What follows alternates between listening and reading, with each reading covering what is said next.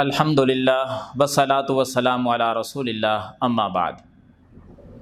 محترم سامعین و ناظرین، میرے اللہ نے بہت سارے ایسے اعمال شریعت اسلامیہ میں نازل فرمائے ہیں کہ جن کا ثواب ڈبل ہے، دوہرا ہے، 2 مرتبہ ثواب اس عمل کا ملتا ہے۔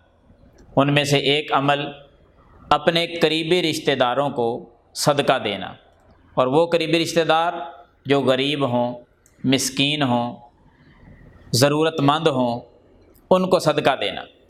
ان کے ساتھ اگر ہم یہ تعاون کر دیتے ہیں، صدقہ کرتے ہیں، تو اللہ تعالیٰ نے اس عمل پر دوہرا ثواب رکھا ہے۔ آپ حدیث نوٹ کریں، سنن نسائی کے اندر سیدنا سلمان بن عامر رضی اللہ تعالی عنہ وہ بیان کرتے ہیں کہ اللہ کے رسول صلی اللہ علیہ وسلم نے فرمایا، ان الصدقۃ علی المسکین صدقۃ وعلی ذی الرحم اثنتان صدقۃ وصلۃ۔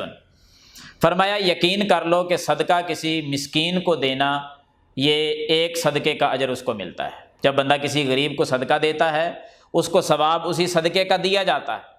پھر فرمایا کہ وعلی ذی الرحم اثنتان، اگر اپنے کسی غریب قریبی رشتہ دار کو صدقہ دو گے تو اللہ نے اس میں دوہرا ثواب رکھا ہے، ڈبل اجر رکھا ہے۔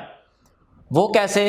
فرمایا صدقۃ وصلۃ، ایک اجر صدقہ کرنے کا اور دوسرا اجر محبوب کائنات صلی اللہ علیہ وسلم فرماتے ہیں کہ صلہ رحمی کرنے کا، کیونکہ وہ قریبی رشتہ دار ہے، اس کے ساتھ تعاون کرنے سے صلہ رحمی ہوگی، رشتہ داری مضبوط اور قائم ہو جائے گی، اس میں پیار اور محبت کی فضا قائم ہو جائے گی، اس کا بھی ثواب ہے، صدقہ تو ہے ہی ہے، صدقے کا بھی ثواب ہے۔